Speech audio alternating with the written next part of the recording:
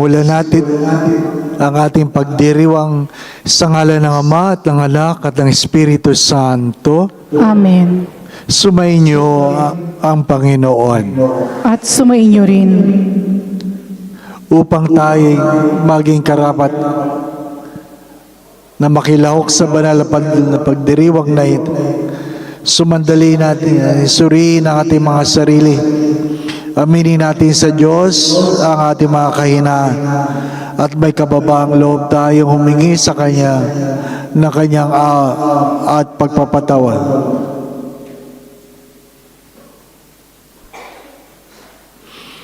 Inaamin sa makapangyarihan ng Diyos at sa inyong mga kapatid na lubha akong nagkasala sa isip, sa salita at sa gawa at sa aking pagkukulang.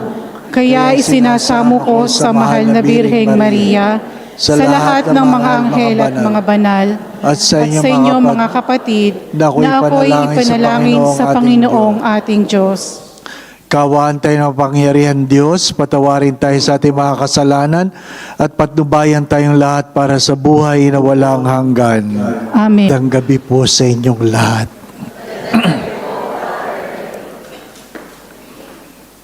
Ang pagtatalaga ng sarili ay sumasagot sa dalawang tanong. Kanino at ano? Kanino at ano? Kanino mo tinatalaga ang iyong sarili? Sino siya para sa iyo? Kaya ang tanong ng Diyos, bakit mo ako tinatawag na mabuti? Ano ba ang pagkakaintindi mo sa mabuti? Why do you call me good? Only God is good. Bakit? Ano ang pagkakaintindi mo sa mabuti? Mahalaga na pag tayo po ay nagbibigay ng ating sarili, kinikilala natin kung kanino natin binibigay. Kasi kung hindi mo kilala, hindi mo kayang sagutin yung ano ang iyong ibibigay. Hanggang saan? Hanggang saan? Yung pangalawang tanong ay, ano ang kaya mong talikuran? Madali lang sumunod kung walang tatalikuran. Pero kung meron ka ng tatalikuran dahil sa iyong susundan, mas mahirap yun. Marahil ang pangalawang tanong ay, ano ang kaya mong talikuran para sa akin? Madali lang ang hindi magnakaw kung mayaman ka. Madali lang ang hindi makiapid kung maganda ang asawa mo. Di po ba, no? Madali lang ang igalang ang magulang kung mabait. Magsabi kayo. Madali lang magpakabuti kung ang mga kasama mo ay mabuti. Sa madalit sabi, may mga bagay na madaling gawin dahil maganda o maayos ang sitwasyon. Kaya nga, mas malaking kasalanan kung ikaw ay mayaman na nagnakaw ka pa. Mas malaking kasalanan na ang ganda na ng asawa mo, nakiapid ka pa. At ang kinuha mo, pangit. Mas malaking kasalanan yun. Di po ba? Na? Ay, talagang wala kang ihaharap na mukha sa Diyos. Di ba? Kaya pag ikaw ay gagawa ng kasalanan, itatanong mo, bakit? Bakit? Di ba? Ano ang kaya mong iwanan? Sino ang pwede mag-fasting? Di ba yun ang tanong, di po ba? Sino ba ang pwede mag-ayuno? Yun lang, ang pwede lang mag-ayuno, yun lang mayroong kinakain. Kasi kung wala kang makakainin, hindi ka pwede mag-fasting.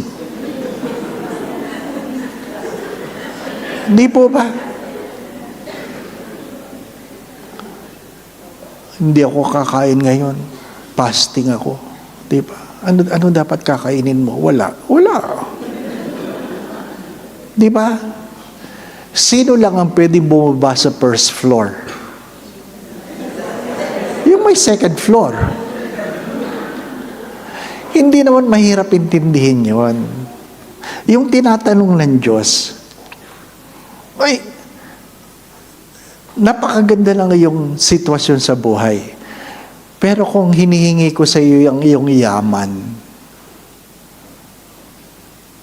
bitawan mo yung iyong yaman, ipagbili mo yung ari-arian, ha?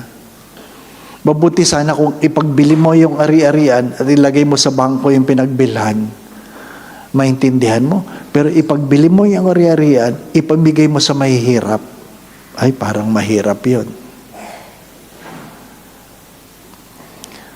Mga minamahal na mga kapatid, if you want to give yourself to God, you must be willing to lose everything. Not just sin. Nadinig nyo na ito, madalas ko itong sinasabi. If you lose money, you lose nothing. If you lose your health, you lose something.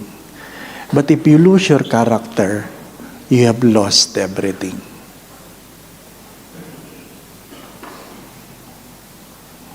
Ang problema sa mga naglilingkod sa Diyos, ang unang binibitawan ay pagkatao. Dapat yun ang hindi mo pinamimigay. You want to follow the Lord? You must be willing to lose everything. Anong meron sa unang pagbasa?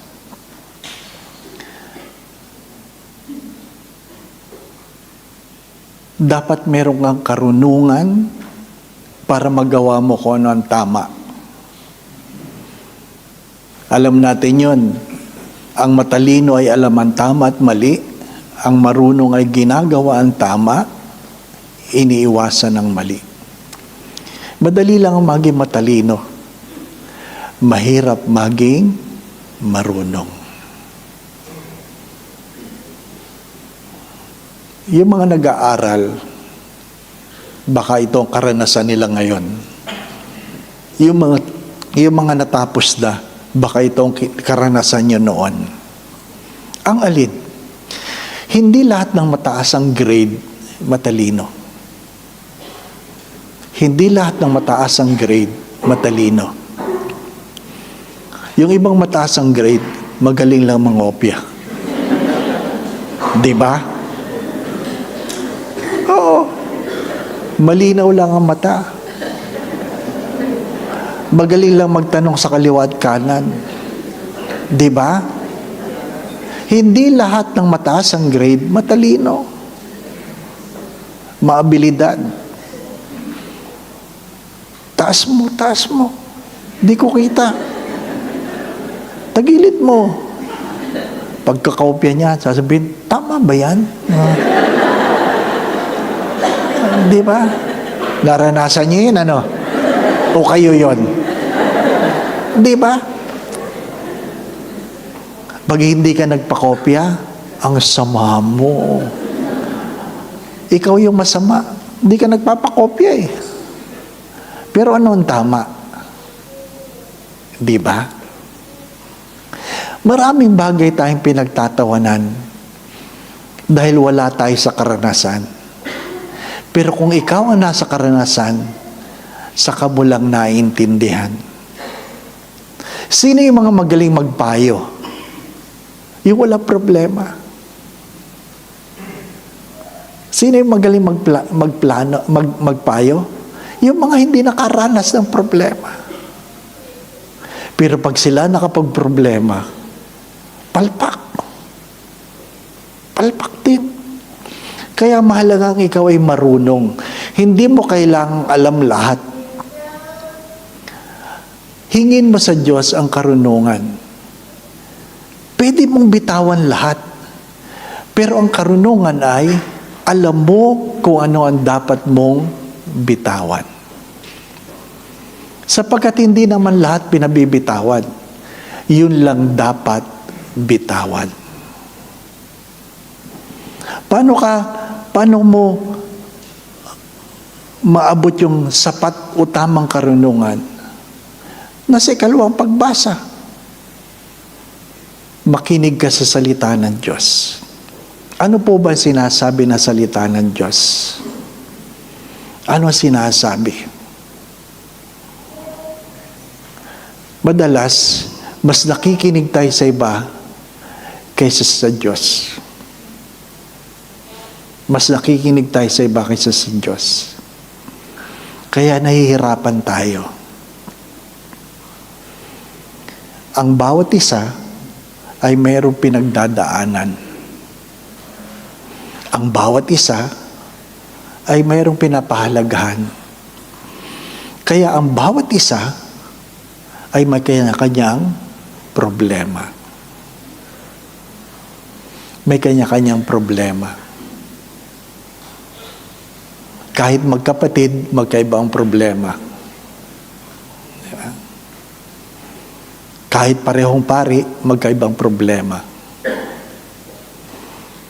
Sapagkat ang pagtatalaga ng sarili ay ayon sa biyaya na pinagkaloob sa iyo ng Diyos.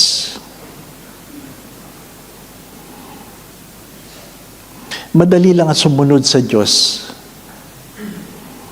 Kanina, sabi, "Oy, pagpariin mo ito ha." Madali lang sumagot na, oo. Madali lang.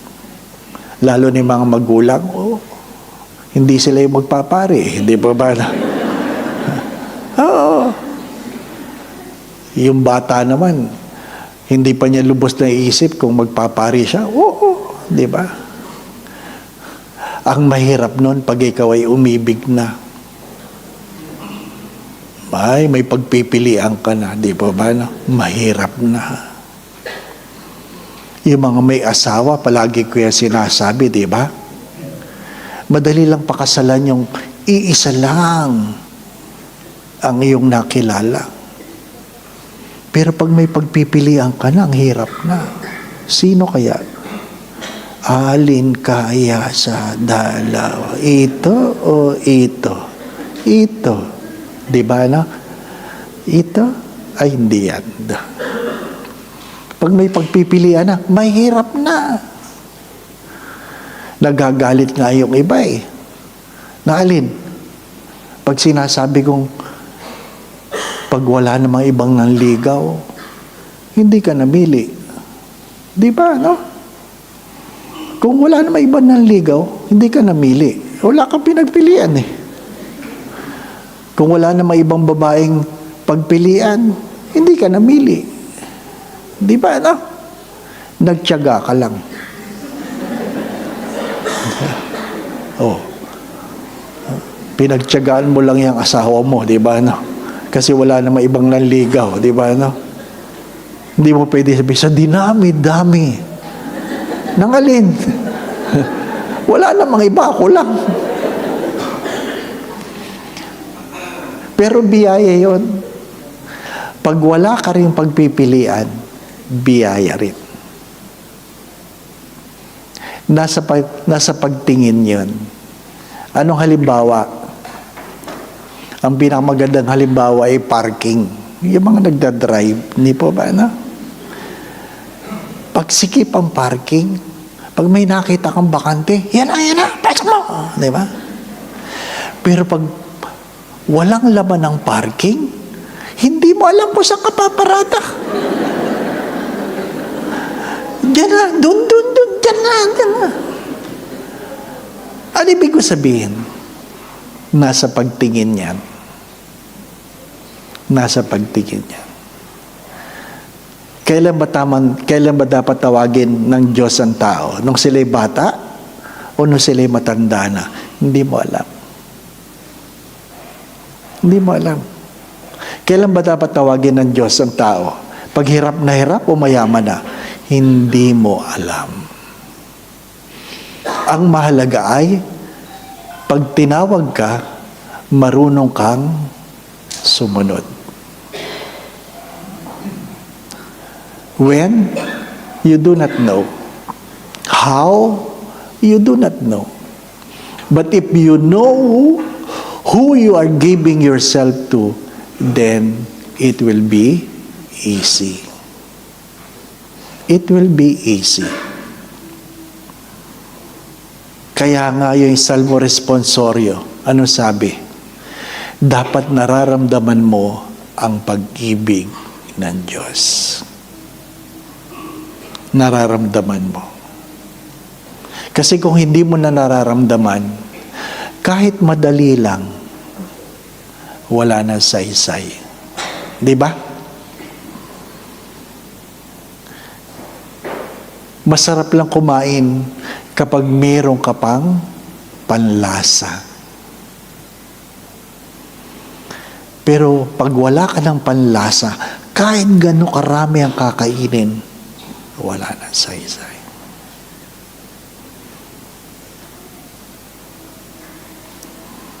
I hope you begin by asking the grace to know why God is good.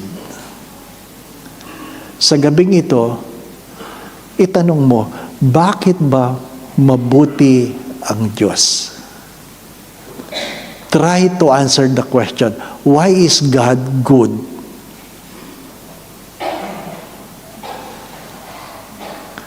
Madali yung, God is good all the time. All the time. God is good. Pero ang tanong, why is God good? Yun ang tanong sa gabing ito. If you cannot settle and answer the question, then it will be difficult for you to be commissioned. Go home and ask the question tonight. Why is God good? Why is God good? And when you're able to answer the question, you answer the question, what am I willing to give? After my stroke, ito na palagi ko example. Ang alin? Lahat tayo may problema. Lahat may problema. Bata, matanda, lahat may problema. Kung meron ka may 100 problema, I hope hindi. Pero kahit gaano karami ang problema mo, kung meron ka mang ganong karaming problema, the moment you get sick,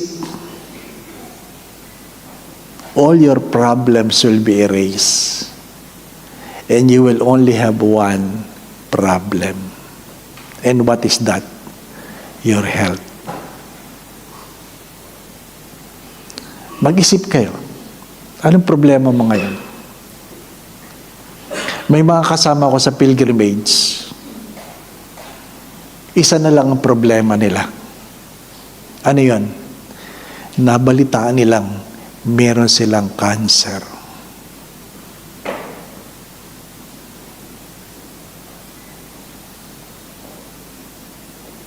Anong problema mo? Anong problema mo?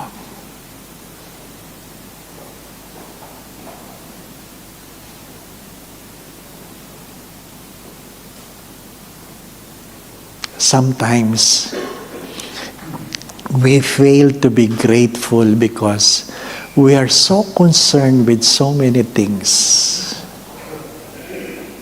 And we forget to answer the question, why God is good. Why God is good. Amen.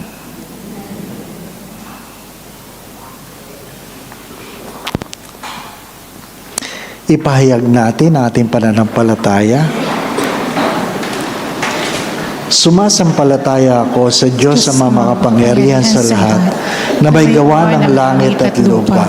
Sumasampalataya ako kay Jesucristong isang anak ng Diyos, Panginoon nating lahat. Nagkatawang tao siya lalang ng Espiritu Santo. Ipinanganak ni Santa Maria ang Birhen, pinagpakasakit ni Poncio Pilato, ipinako sa krus na matay ni Libing, nanaog sa kinaroroonan ng mga yumao, na may 3 araw na buhay na magmuli, umakyat sa langit, naluluklok sa kanan ng Diyos sa makapangyarihan sa lahat. Doon magmumulat paririto at hukom sa nakabubuhay ng kamatay na tao. Sumasampalataya naman ako sa Diyos Espiritu Santo, sa banal na simbahang Katolika, sa kasamahan ng mga banal, sa kapatawaran ng mga kasalanan, sa pagkabuhay na magbuli ng matay na tao, at sa buhay na walang hanggan. Amen. Manalangin tayo sa Ama upang bigyan tayo ng lakas na iwaksi ang mga bagay na nakapaglalayo sa atin sa Kanya. Buong kababaang loob tayong manalangin at sa bawat kahilingan ng ating itutugon, Ama namin, dinggin mo kami. Ama namin, dinggin mo kami. Gabayan nawa ng simbahan ang bawat mananampalataya tungo kay Jesus, ang salita ng Diyos na siyang tunay na yaman ng bawat tao. Manalangin tayo. Ama namin, dinggin mo kami. Pansinin at tugunan nawa ng aming mga pinuno ang labis na paghihirap ng mga katutubo at ipagtanggol sila laban sa mga mapang-abuso. Manalangin tayo. Ama namin, dinggin mo kami. Igalang nawa ng lahat ang kultura ng mga katutubo at iwasan ng anumang nakapipinsala o mahamak sa kanilang mayamang kinagisnan. Manalangin tayo. Ama namin, dinggin mo kami. Makapiling nawa ng mga kapatid naming pumanaw ang tunay na kayamanang inaasam ng bawat Kristiyano. Si Jesus na Panginoon namin at Diyos. Manalangin tayo. Amen. Sa ilang sandali ng katahimikan, itaas natin sa Diyos ang ating personal na kahilingan, gayon din ang mga taong lubos na nangangailangan ng ating panalangin.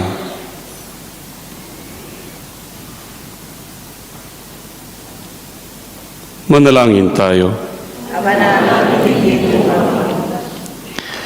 Ama naming mapagmahal, dinggin mo ang aming mga panalangin upang makapamuhay kaming matiwasay habang matiyagang naghihintay sa aming pagsapi sa piling mo, kung saan ang aming matatagpuan ang tunay na kayamanan kasama si Jesucristo, anak mo, na aming Panginoon. Amen. Thank you mga kapatid, upang ating mga pag-aalay ay maging kalugod-lugod sa Diyos Ama nating mapagmahal. Tanggapin nawa ng Panginoon itong paghahain sa iyong mga kamay, sa kapurihan niya at karangalan, sa ating kapakinabangan at sa buong sambayanan niyang banal. Ama naming lumikha, tanggapin mo ang aming mga panalangin na sumasalo sa aming paghahain upang sa ginaganap naming pagdiriwang kami makatawid sa kaluwalhatian sa pamagitan ni Jesucristo kasama ng Espiritu Santo magpasawalang hanggan. Amen. Sumainyo ang Panginoon. At sumainyo rin. Itaas sa Diyos ang inyong mga puso at diwa. Itinaas na namin sa Panginoon. Pasalamatan natin ang Panginoong ating Diyos. Marapat na siya'y pasalamatan. Ama naming mga pangyarihan, tunay nga pong marapat na ikaw ay aming pasalamatan sa pamagitan ni Jesucristo na aming Panginoon. Siya ang salitang katuwang mo at kapiling nung ang lahat ng umiiral ay iyong likhain. Siya ay sinugo mo para kami ay sagipin at palayain, kaya't siya ang kinalingan ng mahal na Birhen na naging kanyang inang totoo sa kapangyarihan ng Espiritu Santo. Inako niyang sundin ang loob mo at kamtin ang sambayan ng banal para sa iyo. Pinagtiisan niyang iunat sa krus ang kanyang mga kamay upang magwakas ang kamatayan at mahayag ang pagkabuhay. Kaya kaysa ng mga anghel na nagsisiawit ng papuri sa iyo ng walang humpay sa kalangitan, kami nagbubunyi sa iyong kadakilaan. Santo, Santo, Santo, Panginoong Diyos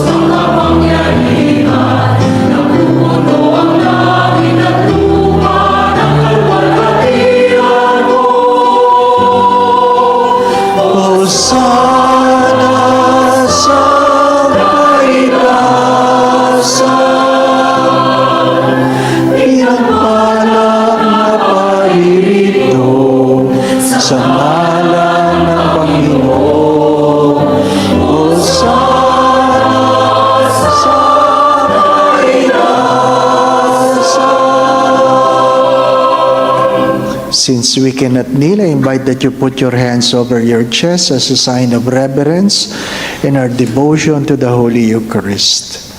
Ama naming banal, ikaw ang bukal ng lahat ng kabanalan. Kaya sa pamagitan ng Espiritu, gawin banal ang mga kaloob na ito upang para sa amin ay maging katawan at dugo ng aming Panginoong Jesucristo. Bago niya pinagtiis ang pusang loob na maging handog, hinawakan niya ang tinapay, pinasalamatan kanya, pinaghati-hati niya iyon. Iniabot sa kanya mga alagad at sinabi, "Tanggapin ninyong lahat ito at kanin. Ito ang aking katawan na ihandog para sa inyo."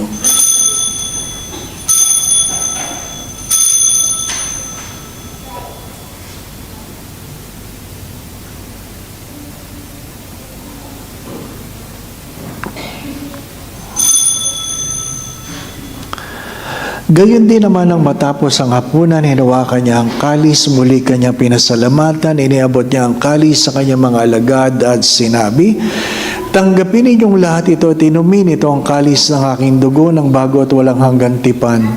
Ang aking dugo na ibubuhos para sa inyo at para sa lahat sa ipagpapatawad ng mga kasalanan. Gawin ninyo ito sa pag-alaala sa akin."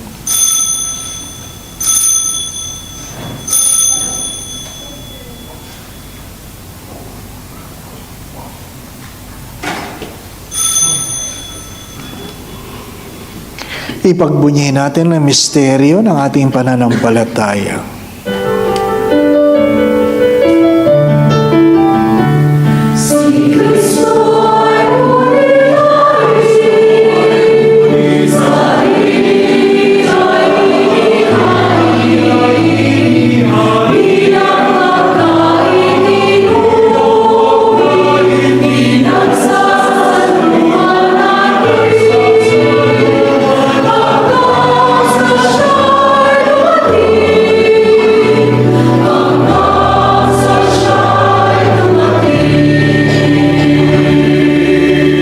Ama, ginagawa po namin ngayon ang pag-alaala sa pagkamatay at muling pagkabuhay ng iyong anak, kaya tinaalay namin sa iyo ang tinapay na nagbibigay buhay at ang kalis na nagkakalob ng kaligtasan. Kami pong lahat ay nagpapasalamat dahil kami iyong minarapat na tumayo ngayon dito sa harap mo para maglingkod sa iyo. Isinasama namin kaming magsasalo-salo sa katawan at dugo ni Kristo ay mabuklod sa pagkakaisa sa pamagitan ng Espiritu Santo. Nating idulog sa mga ating mga panalangin sa pamagitan ng panalangin tinuro sa atin ating Panginoong Jesucristo. Ama namin, sumasalangit ka, sambahin ang ngalan mo, mapasa amin ang kaharian mo, sundin ang loob mo dito sa lupa para ng sa langit. Bigyan mo kami ngayon ng aming kakanin sa araw-araw, at patawarin mo kami sa aming mga sala, para ng pagpapatawad namin sa nagkakasala sa amin, at huwag mo kaming ipahintulot sa tukso, at iadya mo kami sa lahat ng masama. Hinihiling namin kami adya sa lahat ng masama, pagkaluban kami ng kapayapaan sa araw-araw. Iligtas sa lahat ng kasalanan, paggalingin sa aming mga karamdaman, tuwangan sa aming mga suliranin, hanguin kami sa kahirapan, at ilayo sa lahat ng kapahamakan samantalang aming pinanabikan ang dakilang araw ng pagpapahayag ng tagapagligtas naming si Jesucristo. Sapagkat iyo ang kaharian at ang kapangyarihan at ang kapurihan magpakailanman. Amen. Panginoon Jesucristo, sinabi mo po sa iyong mga apostol, kapayapaan ang iniiwan ko sa inyo, ang aking kapayapaan ang binibigay ko sa inyo.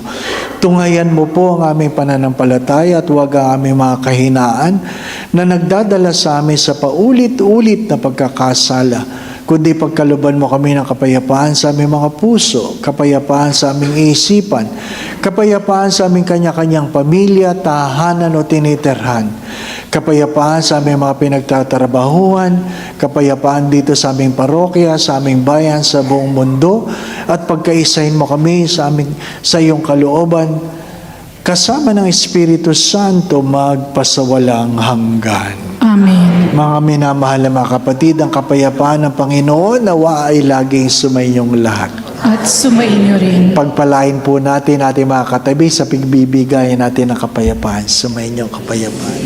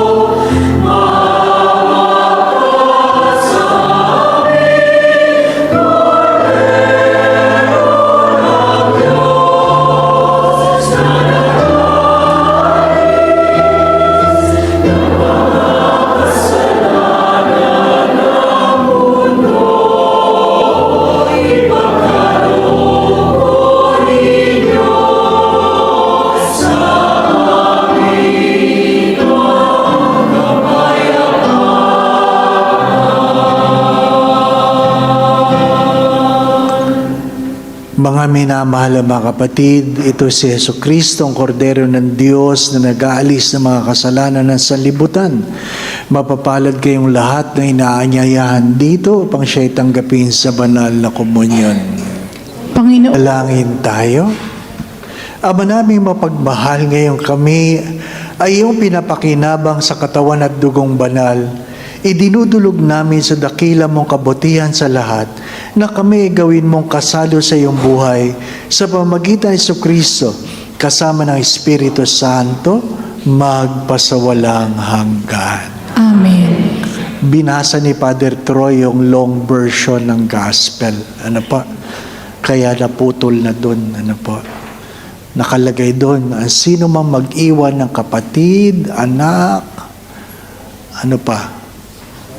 Magulang, lupa, bahay, ay babalik ng 100 times, no? Hindi sinabi doon mag-iwan ng asawa. Napansin niyo ba yun? Hindi bahagi, hindi kasali yung mag-iiwan ng asawa. Kayo din, pag iniwan niyo yan, 100 ang ibabalik sa inyo. Mahirap. Going back to what I've said, what is the most important question? Not what will I do in the mission, but why I am doing it. Hindi yung anong gagawin mo sa mission. Kami ang kakanta.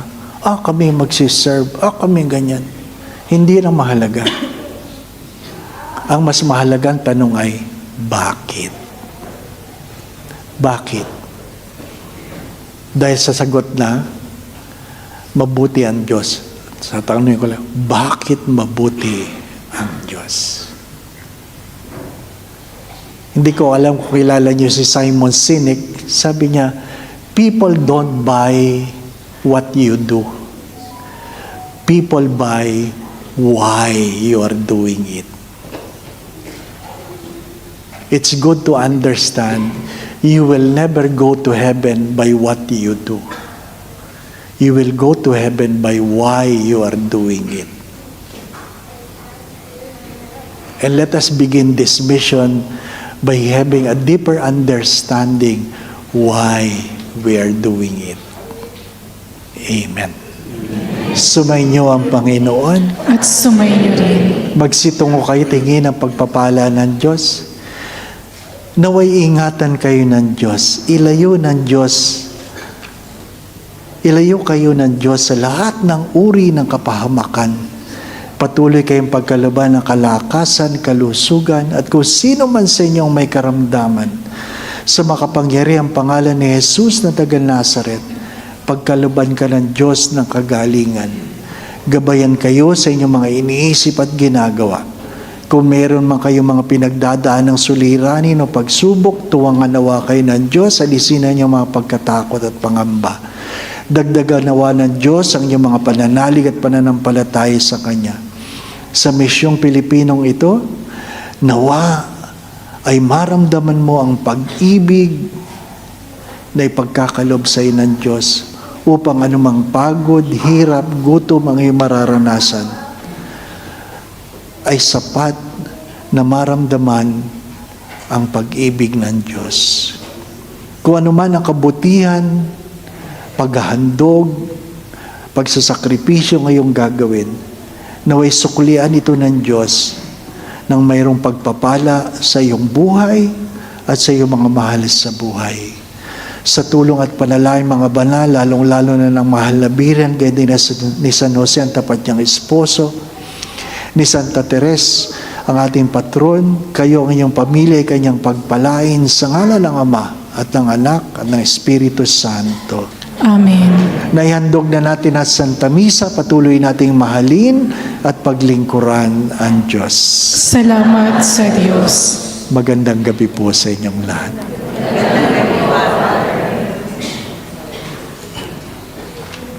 Tapos na.